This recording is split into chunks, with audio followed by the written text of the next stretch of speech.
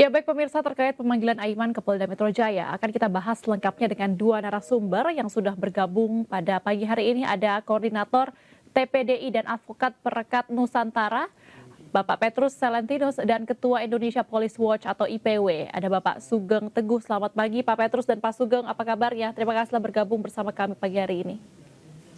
Baik Pak. Kabar baik.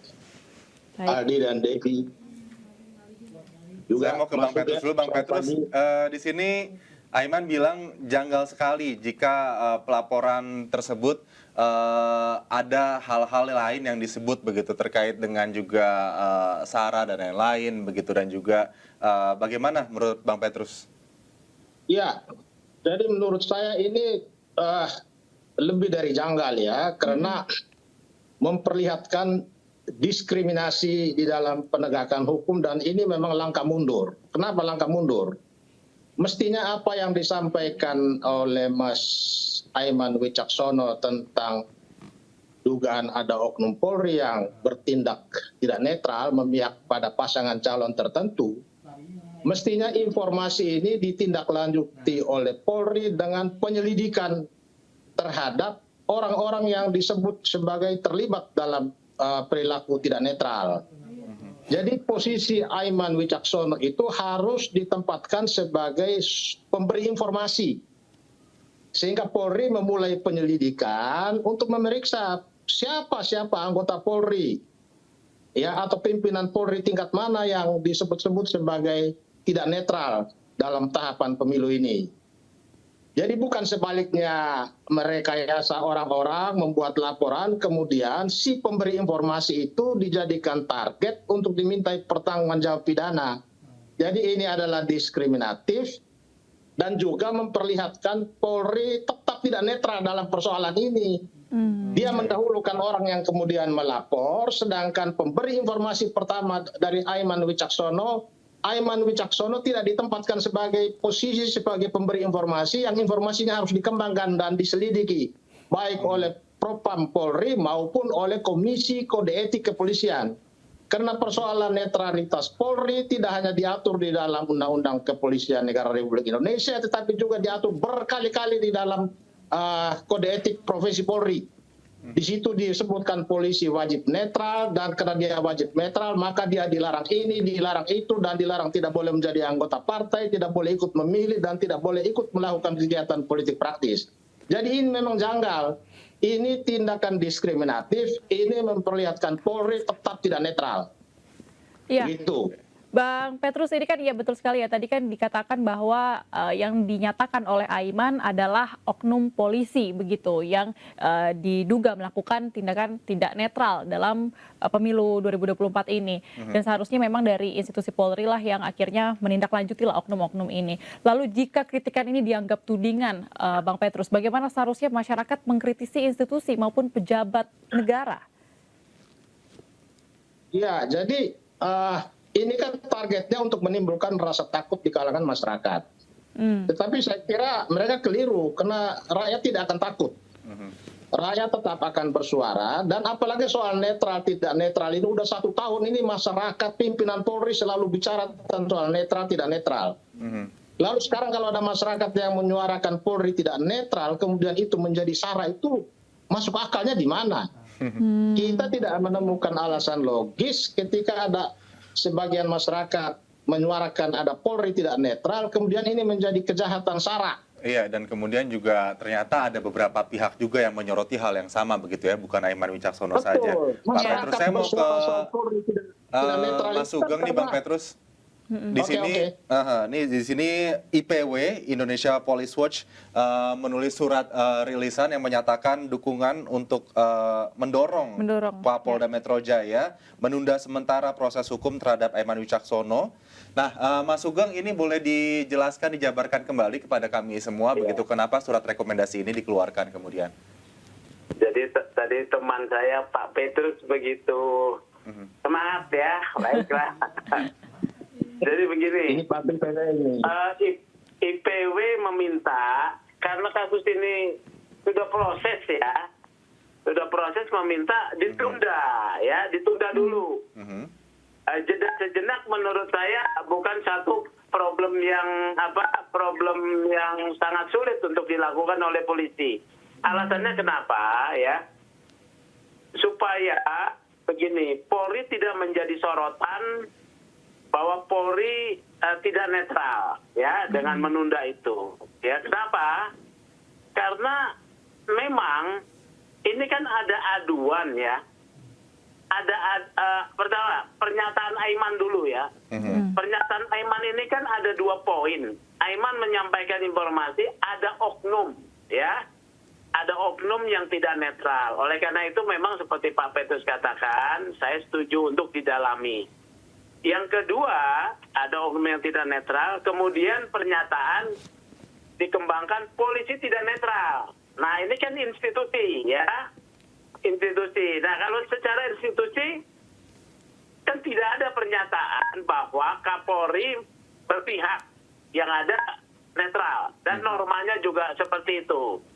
Tetapi ketika ada masukan dari masyarakat, ini sebagai satu kritikan, ya, sebagai masukan dan mengingatkan supaya Polri netral. Pada sisi lain ini ya, bahwa sebetulnya ya pada sisi lain ini, sebetulnya ini kemudian digunakan oleh pihak lain. Pelapor Aiman ini kan saya membaca ada 5 orang ya yang mengklaim merasa berhak menyatakan bahwa terjadi adanya pencemaran nama baik kelompok dalam hal ini institusi Polri. Kalau mereka ini bukan anggota Polri, laporan ini semestinya ditolak. Ya. Kecuali kalau mereka mewakili institusi Polri. Sementara kita tahu ya Pak Kapolri, Jenderal Listio Sigit, itu sejak kepemimpinannya adalah Kapolri yang dengan tegas menyatakan kritik yang paling keras kepada Polri, ya, itu diterima. Bahkan dikatakan orang yang berani mengkritik adalah sahabat Polri. Sampai beliau kan bikin lomba moral, ya. Yeah. Nah, dalam semangat spirit seperti ini, menurut saya, Polda menunda dulu supaya Polda tidak atau polisi bisa menepis bahwa polisi digunakan oleh pihak-pihak tertentu untuk menekan pihak lain. Apalagi ini adalah wacana demokrasi dalam tahun politik, ya.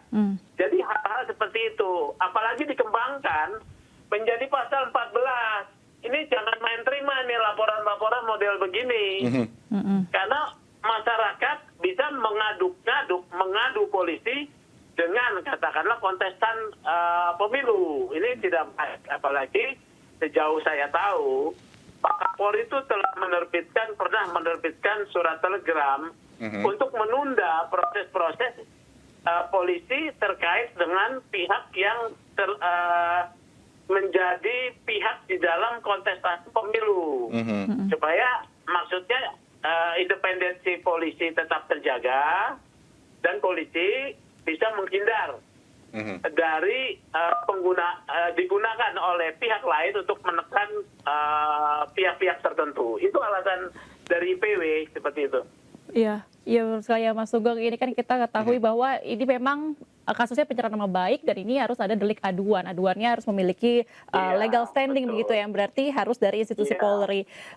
Ya, Mas Sugeng, berarti kalau tadi dibilang bahwa kepemimpinan Jenderal Polisi Listio Sigit ini adalah kepemimpinan yang terbuka akan kritik. Lalu bagaimana Anda melihatnya ini? Kalau misalkan kritikan akhirnya dijadikan tudingan dan dilaporkan?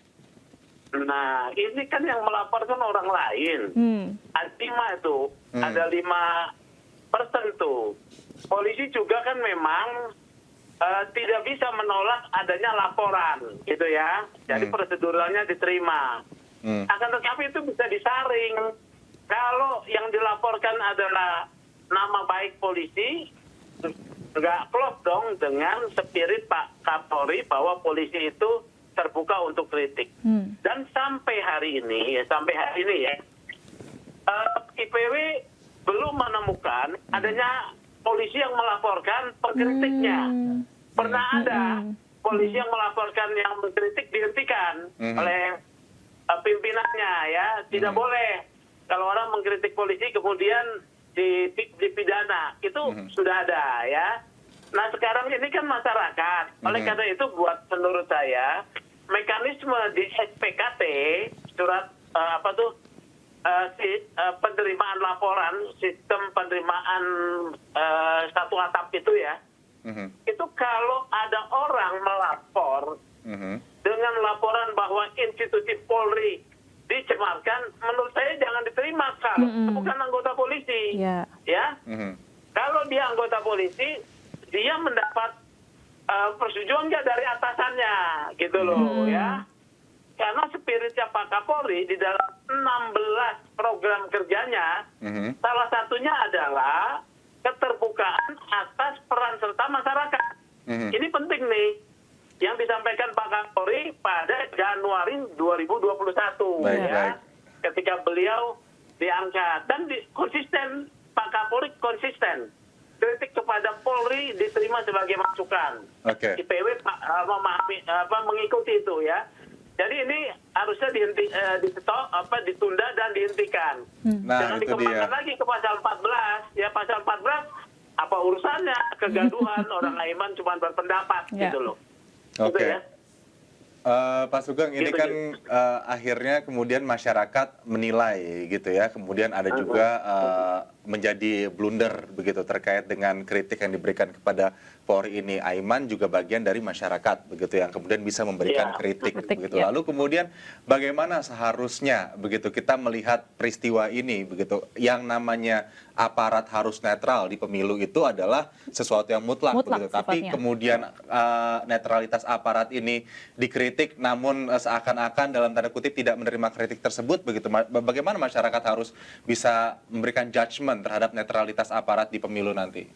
Oleh karena itu sekarang kuncinya adalah pada Polda Metro Jaya ya. Saya menyarankan Pak Kapolda untuk menunda proses pemeriksaan ini ya. Kalau sudah terlanjur klarifikasi, ya sudah diminta klarifikasi, tapi kemudian ini belum diminta klarifikasi ya. Saat ini sedang dimintai klarifikasi, Pak. Pagi ya ini. Sudah, hari ini cukup lah. Hari ini cukup dan tidak perlu dikembangkan ya sampai menurut saya selesainya pemilu gitu. Apalagi pelapornya itu kan pelapornya dia polisi apa bukan gitu loh. Kalau bukan dia tidak punya legal standing. Ya. Tidak punya legal standing. Dikaitkan dengan tadi penjelasan saya bahwa Pak Kapolri itu salah satu programnya adalah melibatkan peran serta masyarakat di dalam pengawasan terhadap Polri.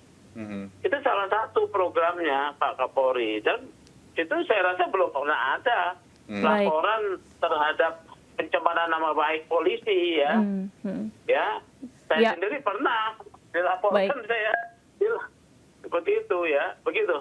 Baik, terima kasih atas waktunya dan informasinya Mas Sugeng dan juga Bang Petrus. Atau juga sebelumnya kita sudah berdiskusi, berarti saya setuju sekali ya. Akhirnya judgement masyarakat ini tergantung dari bagaimana kepolisian, khususnya Polda Metro Jaya dalam menindaklanjuti kasus ini. Setuju banget. Dan lagi-lagi ya, harus ditekankan bahwa netralitas aparat itu mutlak. Sifatnya mutlak. Di pemilu 2024 ini. Semoga jadi sama-sama jadi ini ya, pencerahan untuk kita semua juga begitu, agar kalau misalnya kita bisa melihat ada aparat yang tidak netral begitu langsung dilaporkan ke Bawaslu ataupun pihak-pihak terkait.